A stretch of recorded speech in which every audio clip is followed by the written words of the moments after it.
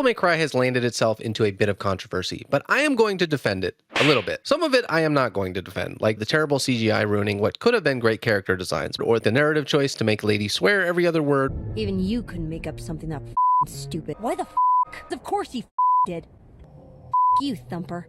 Swearing doesn't make you cool. But the biggest problem people seem to have is the refugee plotline. So let's talk about what that is, why people dislike it, and why I actually disagree. Also, heavy spoilers for the show, so if you haven't seen it yet, you might want to do that first. To the surprise of many, a large portion of the Devil May Cry Netflix anime is not actually centered around Dante, but Lady, and specifically her coming to grips with the idea that not all demons are evil. We are explicitly shown this when, while on the run from a demon, she is taken by a group and sheltered despite the risk that it posed to them. After the coast is clear, she reemerges only to discover that it wasn't human saviors, as she had assumed, but demons. This blows up her entire worldview that all demons are evil all the time, and she decides to spare them and take them in as refugees, which, if you watch the show, did not work out very well for them. Now, the idea that all demons aren't evil isn't new to Devil May Cry. After all, Trish is a demon character that ends up becoming a good guy, but that has always been the outlier, and it's also kind of been reserved for higher level demons. The idea of like an innocent working class level demon like we see in the show just doesn't really exist in the game. It also doesn't help that the entire thing has a pretty heavy-handed and politically charged message. The invasion of Makai in the final episode, combined with American Idiot by Green Day playing in the background, is a very clear nod to the condemnation of the invasion of Iraq, and the demon refugees being stuck between an inhospitable environment and a new world that both hates and fears them is something that's pretty relevant to today. And as if it wasn't already controversial enough, we throw in some religious themes, because the person leading this attack is the vice president, who is by far the most strictly religious person in the show, and with Adi Shankar at the helm, this led a lot of people to the conclusion that a core theme of the show is the religion equals bad stereotype found in media, and while it's worth noting that he has denied this, you can definitely see how people arrived at that conclusion. But even with all that against it, I will still defend it because I actually really enjoyed it. I think that the only good part of Lady's character in the show is her parallels to White Rabbit, who by the way is a phenomenal antagonist, and we see that in episode 6, which is by far the best one of the 8 episode first season, in my opinion. We get a touching and artistic opening sequence that shows just how similar the two really are. White Rabbit and Lady are presented as opposing sides of the same coin. We have a little girl whose human life is ripped apart by a chance encounter with a demon, and a little boy who's living a human nightmare whose life is saved by his own demonic encounter. Both characters struggle to accept what they're doing for their people isn't completely right, and I think it's extremely fitting that in this episode that is entirely wordless for almost the entirety of it, the first words spoken are between Lady and White Rabbit in their first ever meeting,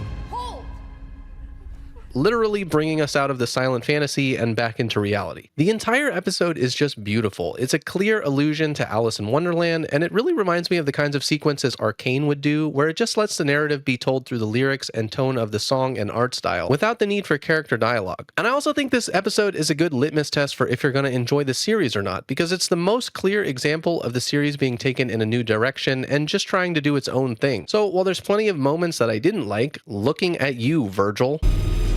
I am that storm. Barf!